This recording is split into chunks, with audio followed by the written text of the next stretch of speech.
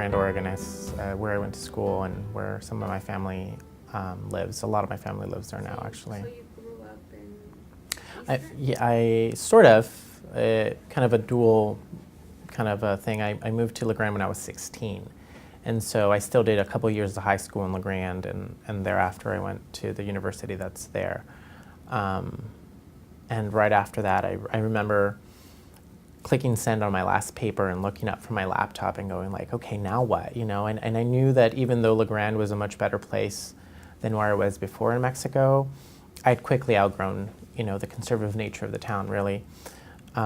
Mostly because of my sexuality, less to do with my ethnic or racial identity, really. But it wasn't until I moved to Portland and I was able to work with the Latino community that it made me realize the opportunities that I've had as a Latino and how I could really affect some people in my community.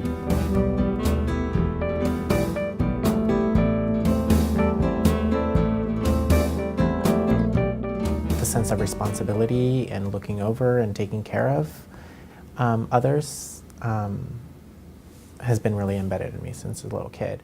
I remember one of my sisters, so I have 7 other siblings. One of my sisters, as soon as she had her kid, her firstborn, she got the shingles.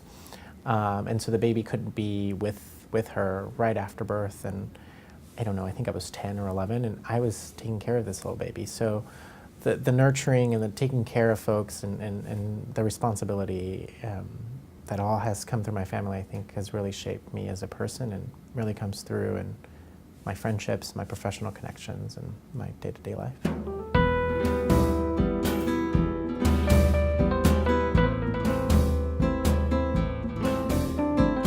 I always feel that I'm not smart enough to be present, or that I don't feel that I have the educational background to back up my opinions or my feelings about something, because, I mean, sure, I can, you know, talk up a storm, but it's like, what are the facts? You know, how can you back this up? And a lot of the times I don't feel that I'm able to process or even have the linguistic skills to really articulate something in a way that people's like, oh, wow, this guy's really smart, he knows what he's talking about, we should really let him do what he's... I think that that's been one of my biggest barriers. I think education, even though I've been very fortunate and I have a college degree and I was able to attend college, and, you know, I've even done a couple terms towards my master's, but I just never feel smart enough.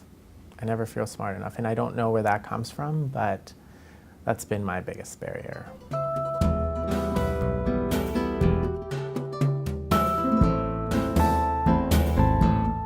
It's up to us to really shape what tomorrow looks like. I would hate for us to really, you know, for me to sit here and be like, we're the people of tomorrow, but then really just sit back and have someone else shape that reality and have someone else really influence what that tomorrow is going to look like. I think my advice would be, you know, question everyone, question everything, make your own opinions about things. Get to a point where you feel very confident about yourself and you're able to really influence your own future. And by doing that, I think that you'll be shaping everyone else's.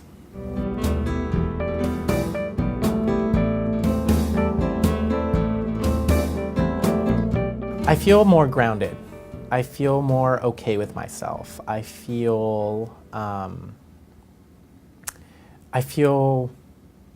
like I have a network, not only of professionals that I can really call out to, but a network of really close friends. I feel more Latino. I don't know how to explain that. I feel, and by feeling that way, like I said, I feel more myself and I feel like I'm more grounded.